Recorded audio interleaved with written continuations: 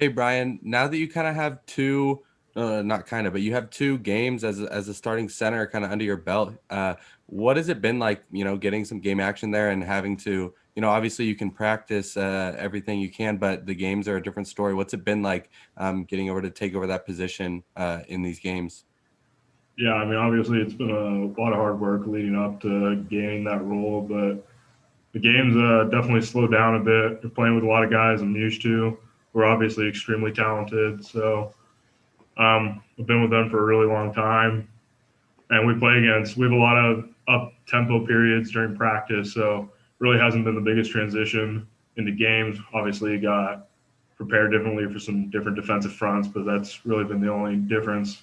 We have a lot of very similar talent on the team here, so it hasn't been that big of a transition.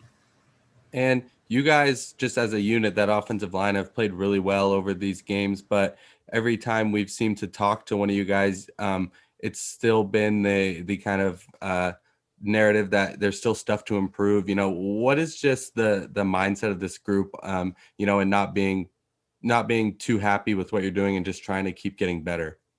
Yeah, I mean, it's definitely we're not a complacent group at all. You can look at all the accolades and everything that however you're doing, but we don't care. It comes down to us being able to get Jaden to throw touchdowns and win. That's the be all end all. So I mean, just being picky on little details is how we're gonna just elevate the group to the next level. I think that's what's important. Can't get complacent with what we're good at right now and just constantly keep improving. Is the fact that there's no fans, whether home or on the road, does it make it a little bit easier on you being able to communicate on that offensive line? Yeah, it's not the worst thing in the world. It's actually kind of weird just being out there with no one. I can hear myself, right? Like I can hear the other center making the calls when I'm on the sideline. So it's definitely really easy to communicate with all the other four guys and Jaden. So it's been really easy and kind of the defense can also hear our calls. So that's kind of annoying actually. Have you had to do anything to like deal with that? Like, are you guys having to switch up calls or anything because they're able to hear everything, or are you still going along as normal? We have a multitude of cadences, and so there's not really. We try and change it up every snap count, so not too big of an issue. Thank you. No, thank you.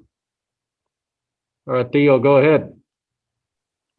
Hey, Brian, there was a play in the game Saturday. I can't remember if it was first half or second half where Dion kind of bounced out to the edge and Jaden came out as like the lead blocker and then took on a few ducks there. Oh, what was your reaction to seeing that from a freshman quarterback to be able to go out there and lead block and not really have any hesitation to make a play to help out a teammate?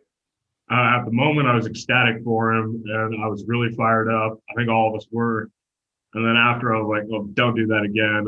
It's the last thing I need is getting that kid hurt. So, in the moment, I was super fired up, and I think it got the team going. But after that, I was, "Don't ever do that again." So that's our Does that job. give you, yeah. Does that give you guys more confidence in the quarterback knowing that he is willing to kind of lay out for the team like that and put his body at risk, I guess?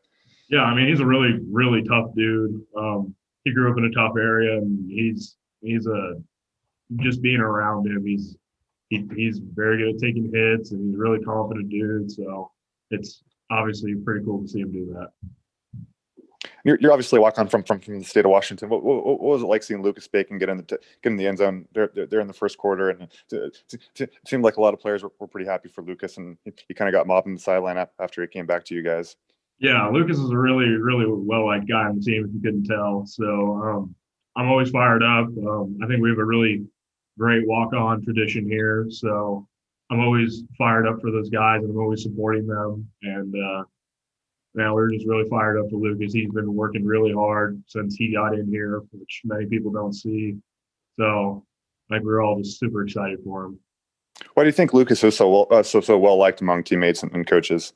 He's just a funny dude. He doesn't take things too seriously. He works really hard when you got to work hard. And when we're not working hard, he's constantly joking. Just keeps the air light. And he's just a guy you want to hang out with. All right, other questions for Brian Greene?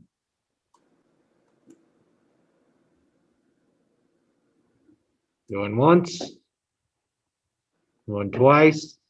All right, Cody from the Evergreen.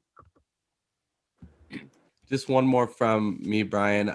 Coach Rolovich has talked about Dion's blocking and just his willingness to step up and do that. And he kind of mentioned how he's earned some respect from the offensive line for doing that. What has been your guys' reaction to just him, taking that on and doing that? Yeah, I mean, it's my job to obviously try and put him on the smallest guy, but I mean, if I mess up, he makes me right. So I love having Dion back there. He's a really, really tough kid, and he's really smart. He sits in meetings with us and will just talk to me about protection. So it's definitely fun to have him back there. He understands football really well, which is very nice for me. And I mean, I'm really proud of him. He sticks his head in there and takes on some big dudes every now and then.